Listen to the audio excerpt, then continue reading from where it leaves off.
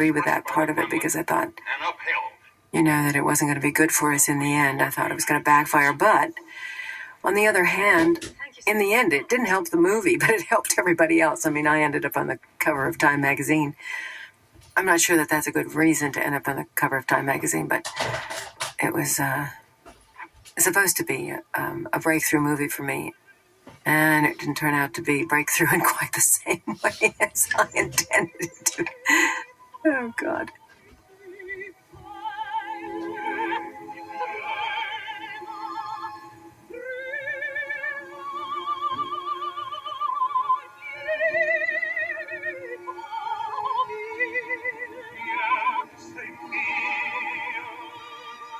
So, poor Marianne here. Vera's really sad because Rusty is being taken over by all of these nudniks.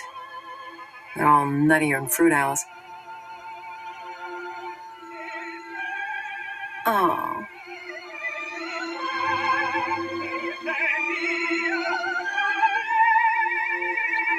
Representing the normal American boy and girl relationship.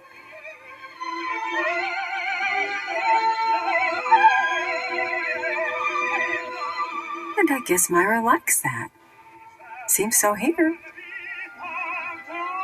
And she's trying to rape him. She's trying to seduce her. I don't know. Say, Ollie. What? What time is it? It's nearly past. Thank you, Ollie.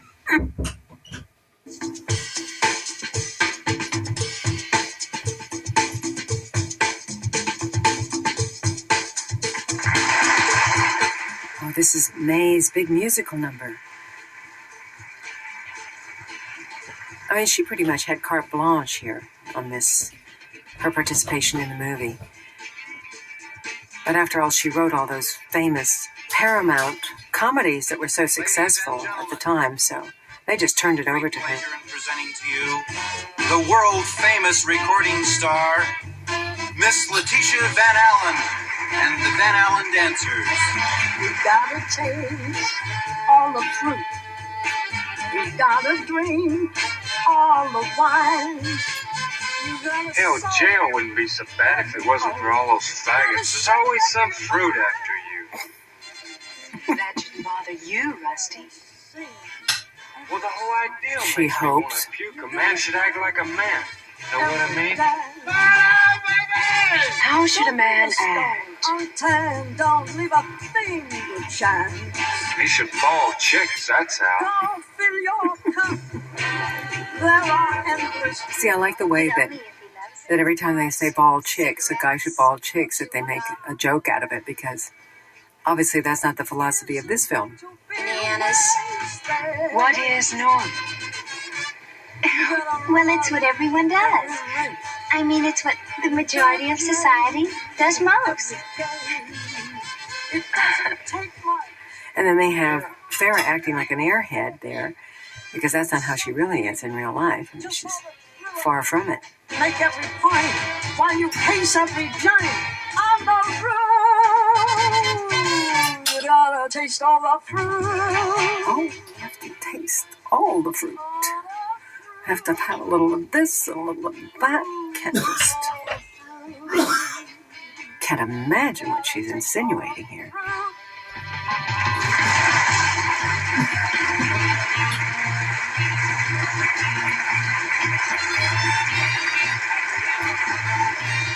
Yeah, I would have liked to see Mae do the Watusi, or whatever was happening then.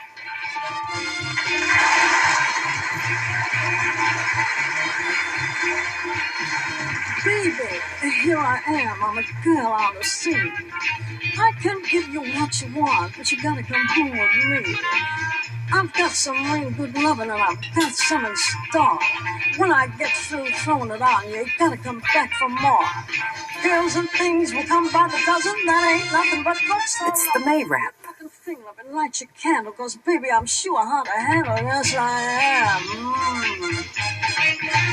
Nerve May rocks out. Out with the words, and I'm a girl with a great experience. I know you had you another, but I can love you better than any other.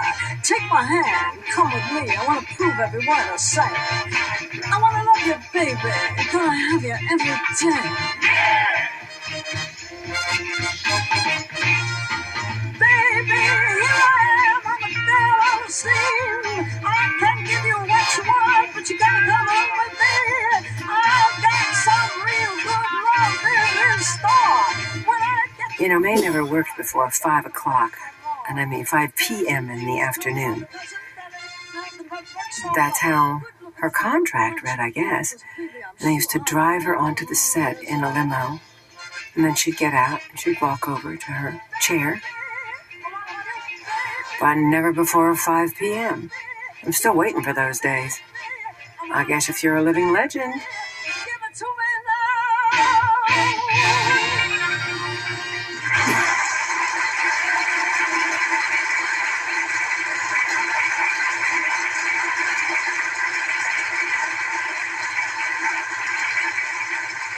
I still think a guy should ball checks. How quaint. How's it going, girl? Just great, sweetie.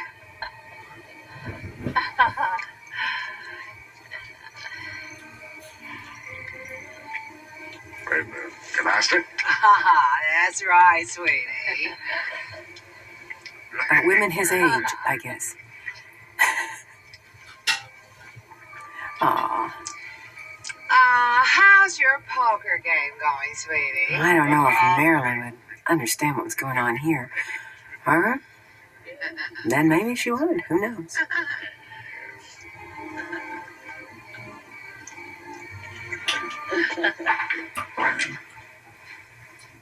Oh. Right back! Got him, Kid Barlow. Got him. Kid Barlow was the fastest gun in Republic. Damn was the day. Oh, those are his buddies. Andy Devine. Every time I look at them old flicks of mine in the morning on TV, I get a lump right here in the throat. Oh, we It's either the good old boys, I guess. For the whole world. Till our time of pictures I guess these are just the roll Republicans. off in the sunset. And what's taking our place? I'll tell you what, perversion. That's what's taking our place.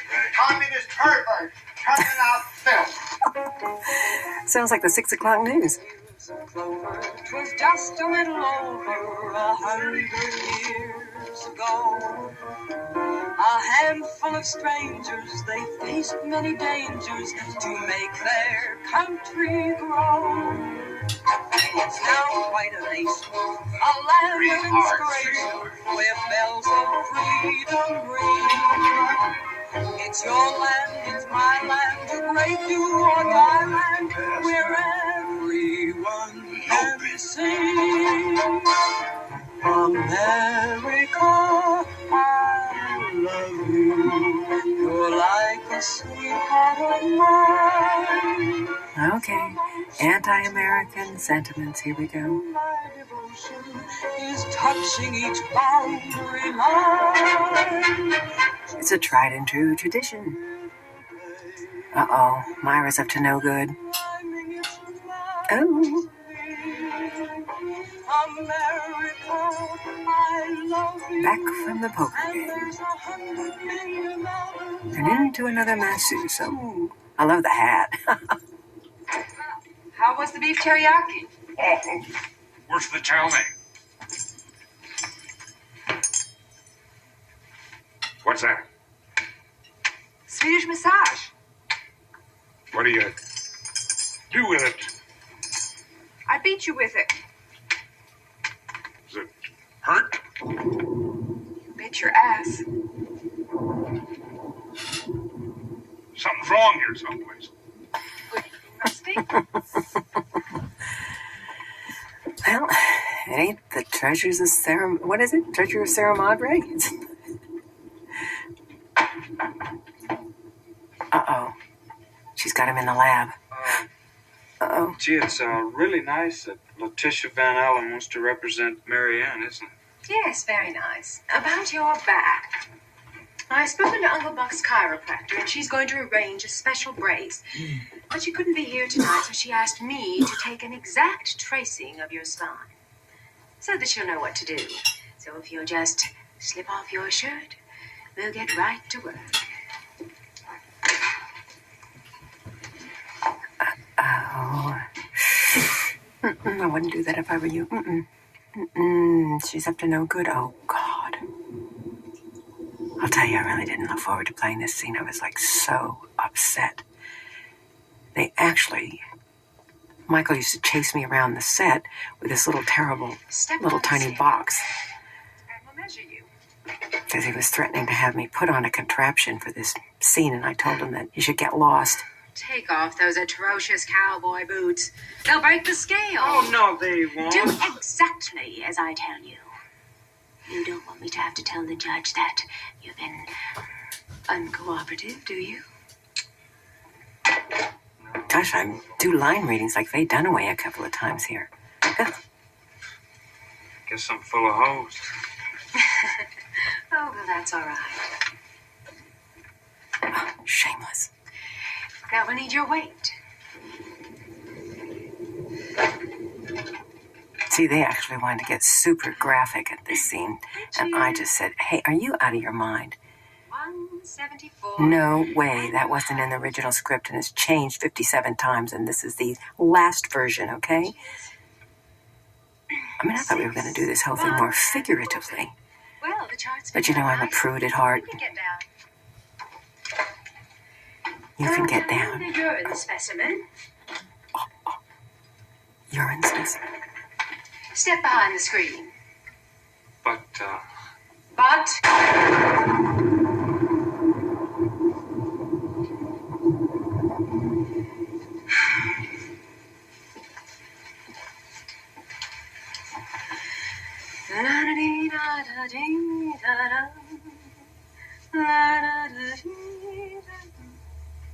Well, what's the matter?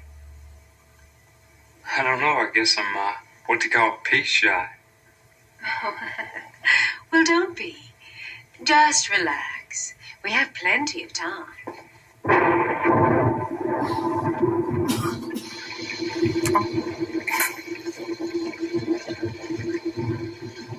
So, in a way, I guess you could say this is what the whole film has been building up to. This little rape scene of Rusty Godowski, this handsome young actor who, in real life and in the movie, did not realize what he was getting into.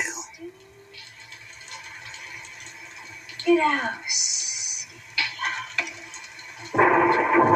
Would you come here and loosen your belt? Perhaps we better wait for the doctor. Do as you're told, Rusty. What do you want me to do? Well, it's very simple. I don't know what you're so frightened of. All I want you to do is loosen your belt and say, ah.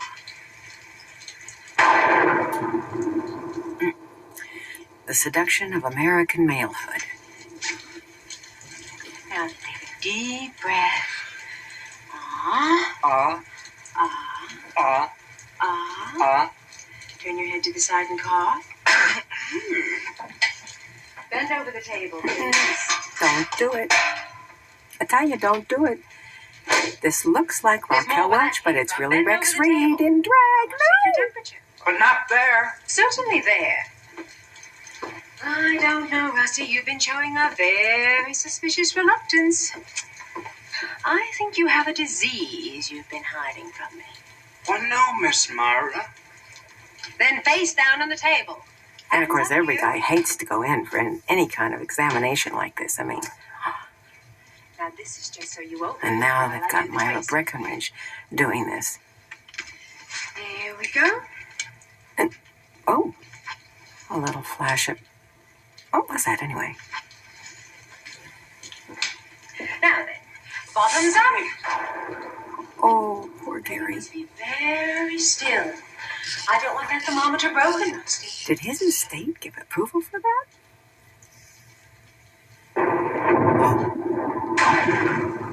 Oh. Tell me. All our old-fashioned ideals tumbling down. Tuberculosis? No. Heart disease? No. Chickenpox? No. Smallpox? No. Measles? No. Venereal disease? No. Be careful, Rusty. I said no. We'll see. They checked me out in Mexico. I had the Wasserman test. Really? What are you doing? I'm preparing you for your brace. Oh, Christ. What's the matter, Rusty? I said, oh, Christ. What is it, Rusty? You're playing some kind of joke on me. I know you are. You're playing some kind of joke. This is no joke, Rusty. I'm in deadly earnest. Well, it was a comedy when you read it in the book and you laughed a lot. All you men have a lot to learn. I guess it's not a real ha-ha laugh. It's kind of a more To teach. kind of laugh. This is the most important part of your education. The part your teachers fail to instruct you in. Take off your hat. Is that June Haver? It's called bawling. I know how to do that. That's what you think. Did you know you have a temperature? No, I didn't. Well, you do. But no matter. I shall cure what's wrong with you. What are you going to do? Uh-oh. This girl's not gonna act like a normal woman. I shall bawl you, Rusty. It's very simple. And now, ladies and gentlemen, what you've all been waiting for, the wildest, fuckingest bronc in the world. Ooh. He's never been ridden before. Terry, the man killer. Oh.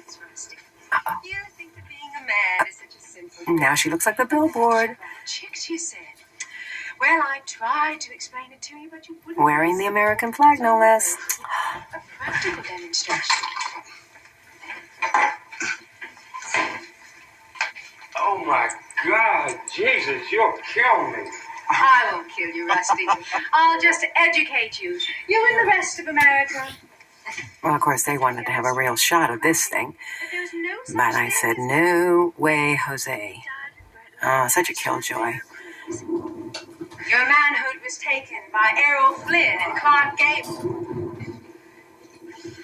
I am only going to supply you with the finishing touches. Oh, God. I reckon none of you northern folks ever heard a Texas cowhand making love to his gal. Well, you're gonna hear it now.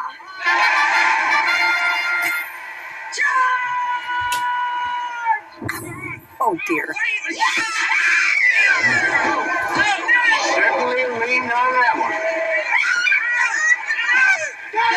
Get up there! Get your wife!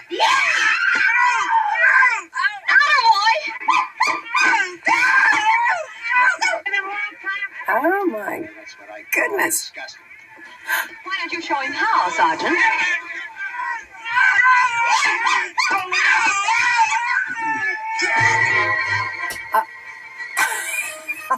God. Okay, so all the man's inhibitions come tumbling down. I'm coming, Scarlet. I'm coming. I'm coming, Anna. I'm coming. Hooray for Mickey Mouse and Donald Duck! I guess it's like a big joke on the American culture. Yes, true love is a many splendid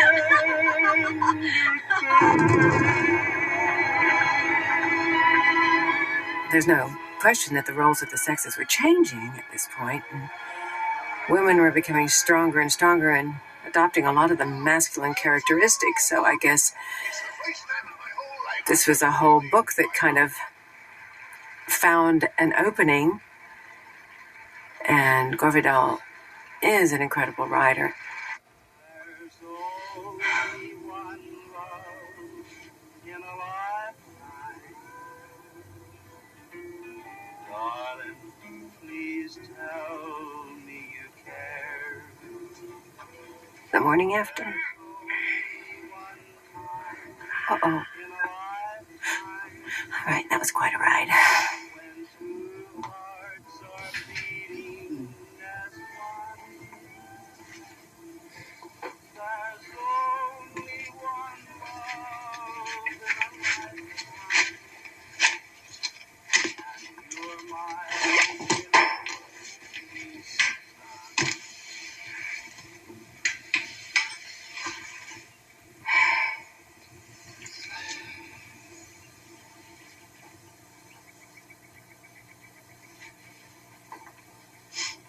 You know, it's hard to believe that 30 years have gone by since I made this picture, or something like it. I mean, I can't believe I'm still being asked questions about this movie. I only saw it, like, when it first came out, and one other time, just to check if it was as bad as I thought it was. But it has got a life all of its own.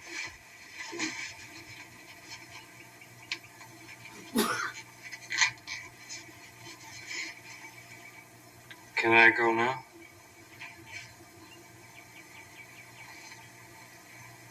Yes. You can go. Now. Very, very naughty girl. Well, aren't you going to thank me for all the trouble I've taken?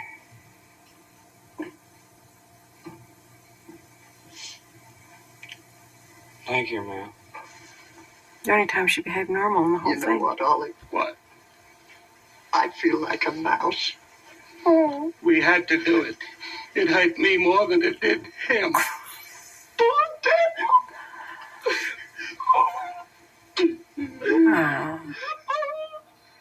I love these guys. They're so great. This is a hysterical film clip. Marianne? Are you alone? She's not finished? Come right up. Oh, my God.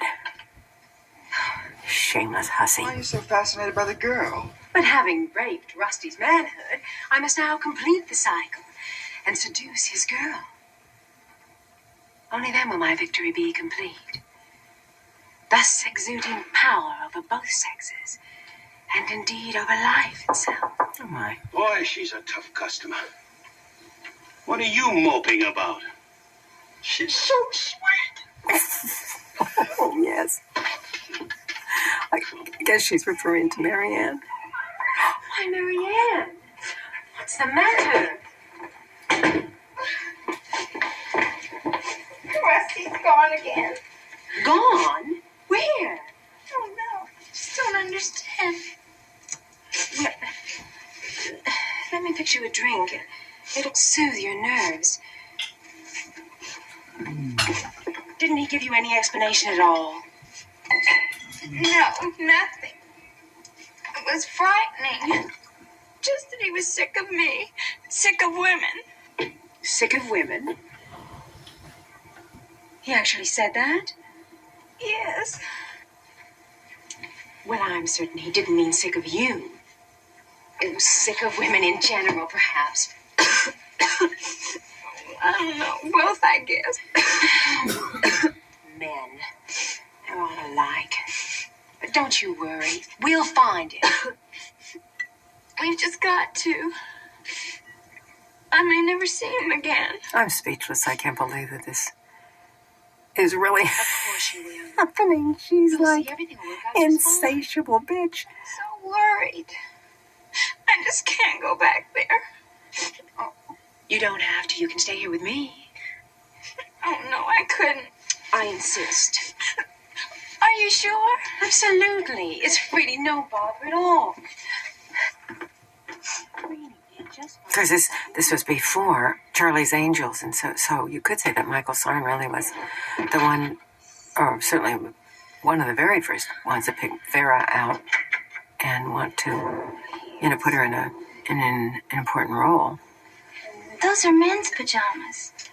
Oh, so they are. How indiscreet. Well, you've had a very trying day, Marianne. I really feel you should go right to bed. I don't know how to thank you. You've been so sweet to me, Myra. And don't you worry about Rusty. It's either them or me, I told him. And of course it will be you, my darling. Now, let's have a nice girly evening. And I'll tell you how I lost my virginity. Here comes a slumber party. Tell me how you lost yours. There we go. Oh, Rusty. Rusty doesn't like girls anymore. Oh. There, my dear. He's only a man and not good enough for you. How well I remember my own puppy love. Oh, you can't give up so easily on men. Oh. Well, obviously that's not going to come to sympathetic ears. Myra, this is Letitia. Rusty's at the beach house with me right now. Did you see that hand? Does that remind you of a woman's hand? So glad you liked him. Is it the right color? Well, I guess so. It's the usual color. Didn't you ever make it with him? Not in the classic way, no. Well, I hope he sleeps well in his... They got everybody in here. Clark Gable, Ginger Rogers. Good night, dear lady. Oh, well, good night. It should have been all in black and white. Let's take another trip around the world. Charlie? But you know, I guess it adds to the vulgarity to have it in color and, you know. I've watched you become the dream of every parent. George Firth, he's a funny guy. Yeah, we get along great, George and I.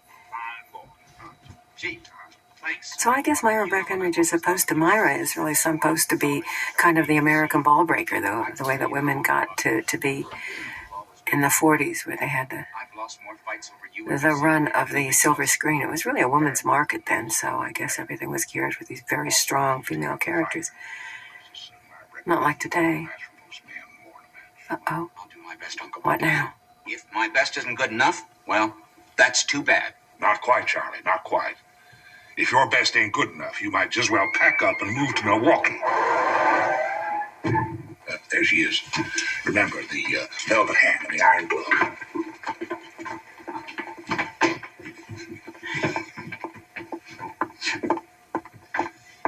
Come in, Myra. Okay, let her rip.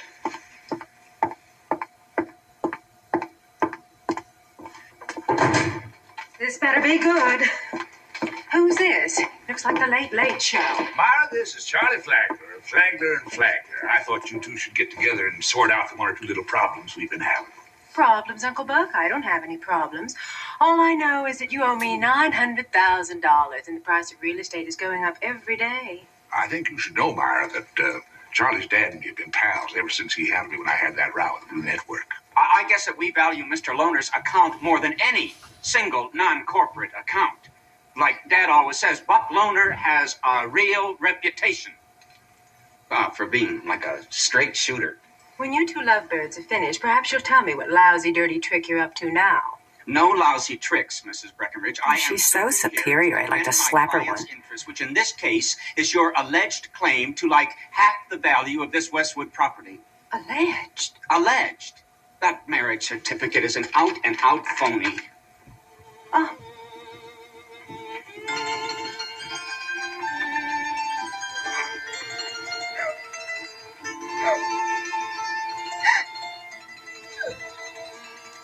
It isn't easy being a woman, Uncle Buck. Especially when you have to fight your own family for what's rightfully yours. Honey, honey, honey. We don't want to take what's yours. That's the last thing on our mind. But we got to make sure you're entitled to it. You might be an impersonator saying you are who you are. And after Gertrude gave you that $200 back in Philadelphia to pay for the abortion of the daughter of that Rexall drug. You get who Gertrude is? I don't. Used to marry. The point is, can you I guess she's trying to take over the school so she can have more candidates for that little rectal examination of hers. The person is Dr. Randolph Spencer Montag. Montag? The great dental psychiatrist? He was a witness to our wedding. I trust his word will be sufficient. Let me make it perfectly clear that it might. In any case, my price has gone up to an even $1 million. Oh, well, the hat was good.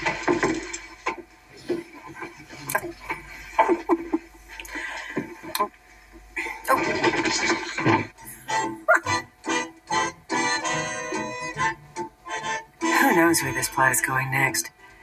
Haven't they screwed enough people yet?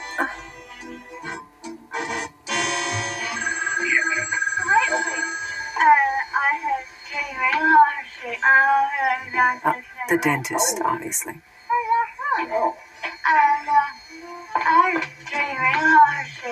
Long distance call out to my Mundo, Montag here. Yeah? Oh, Myra. How are you, kid? How's your teeth? Get out now. So my son. Myra, dental health is mental health. Try to remember that. Actually, I think that's Michael Sarne's wife in the dental chair. She was the girl that was starring in Joanna, and I can't remember her name now, but she was hot for a minute and a half. But obviously this is Michael's idea of a joke. I don't know what it has to do with the plot. Now, Myra, I've got other patients who need me too. Spit out now, Dad. Oh, you've got such lovely boobs. They're such a comfort to us. No, I said 15, Myra. I think that was an ad-lib. 15%. I'm in LA tomorrow.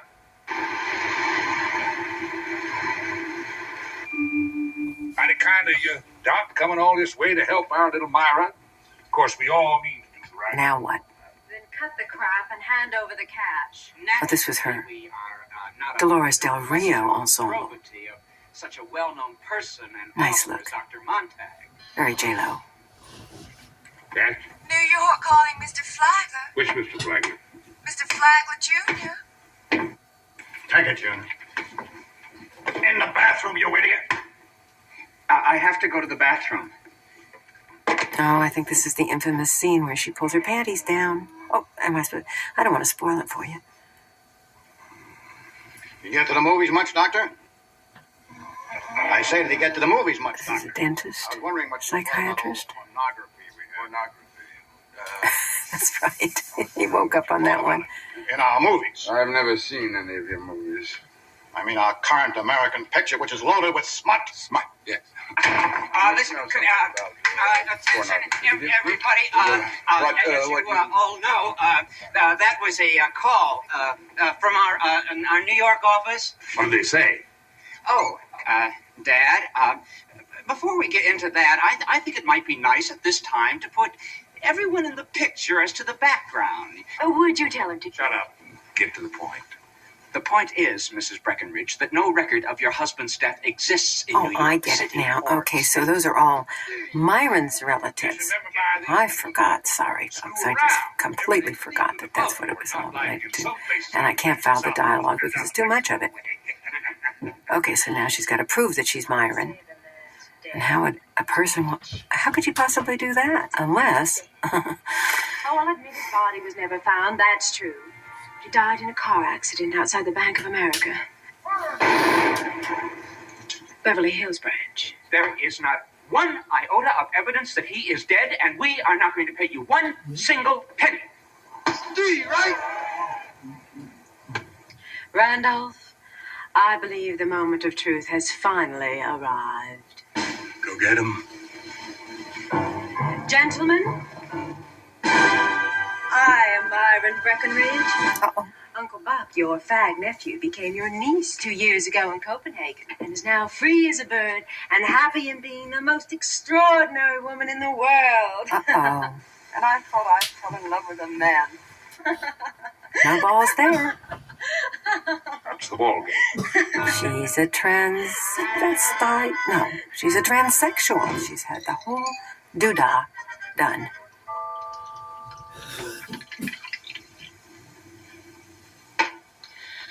Stanley, what time is it? It's about 1:30.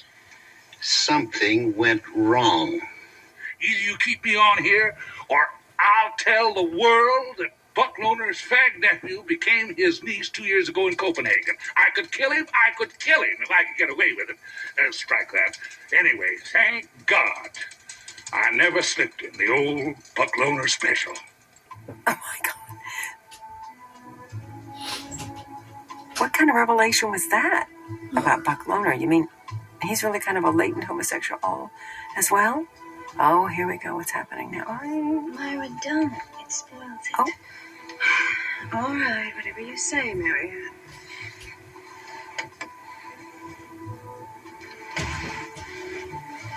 But I do love being with you like this. Spoons. I'm sorry, Myra. I just can't. I wish I could, really.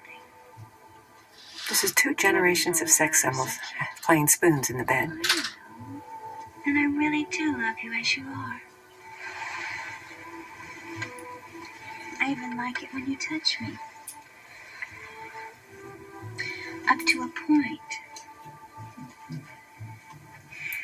I don't know. I just can't let myself go. That's the way I am. What is it, rusty? I'm trying to remember how I felt when I was doing this.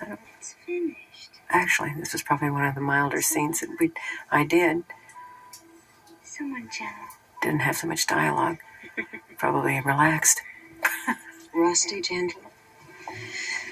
I thought he was violent. No. Whatever gave you that idea? It's because he was so gentle that I loved him. He never grabs you like the other boys.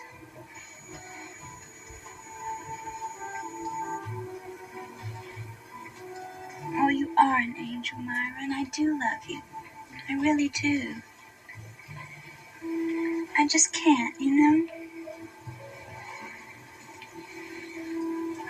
Yes, of course, I know. If only there was some man like you. I'd really fall, I would. But not like this. If only you were a man. Ah, boy.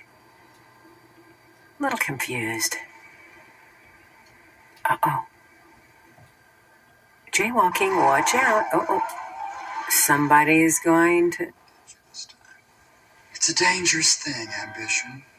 Ruin his alter ego has run amok, so he's going to have to do away with her. Now it's 8 bars and out, honey. Oh, she's just gotten too megalomaniac for anybody to handle. A Disney cow that got over the fence. You got ambitious.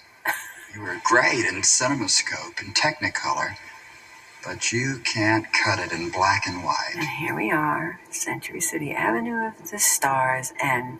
Ooh, uh-oh. Nasty. Magnificent. Oh, Rita Hayworth.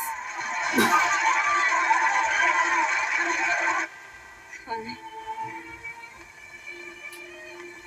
One night I did it for you. So that's supposed to be the death of Myra Breckinridge. In more ways than one. I wonder if anybody's ever really going to understand this movie and what it's all about. Of course, the gay audience out there will get it very well. But this was like a movie made way back. I think it was 1970. This was all very ahead of its time. If we have the conceit that this has anything to recommend it at all, I don't know. You know, it's kind of amusing. I like the colors. Photography's nice.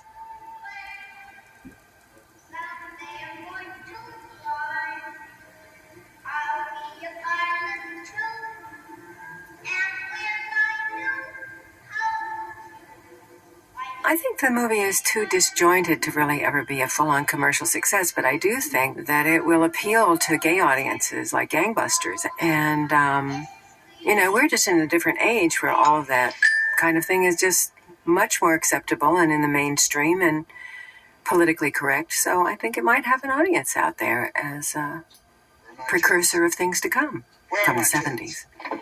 It was kind of like a projection of what was around the corner, and it's all come true. So in a way, it's like a pretty amazing document of Gore Vidal somewhere seeing the American culture, the direction that it was about to take. And there's no question that he's just a very, very incredible writer and has an amazing mind. So from that perspective, I think it's a kind of a classic of its kind. And I don't mean, to sort of throw bouquets at the movie because, quite frankly, it's not my thing at all. Oh, there's my Time magazine cover. 47. How did they do that? When did it come out? Before the movie was released? Oh, maybe so. They probably didn't want to wait for the release of the movie because they were worried about how it'd be received. You're a very popular young fella. I thought it was going to work really well as a comedy, and maybe I just don't get the joke entirely because maybe the joke's on me. You know, after all, I mean, I'm playing the part of Myra Breckinridge, and that has a lot of implications. You know, when I see it now, I can kind of see that works on a lot of different levels as a joke, and that's fine. I'm just glad the thing survived because I do think that there are some parts in it that were very nicely done and very funny. And I love the use of the old film clips, and it's nice to see all these different characters together because it's quite a melange of different generations. So Michael Thorne actually did a pretty good job of directing. I think the script is all messed up. I think it tried to accomplish too many double entendre jokes upon jokes upon. They just didn't have a story they were telling, and I do think that movies should be about stories. Unless you're Fellini, of course, and I don't think that this is the same as a Fellini movie. But then I think it stands by itself in lots of ways, so I'm sort of contradicting myself anyway. I don't know what I think about it. I'm just here for the laughs. And you'll find silver line clouds in the sky. You've got to F-M-I-L-E to the H-A-double-P-Y.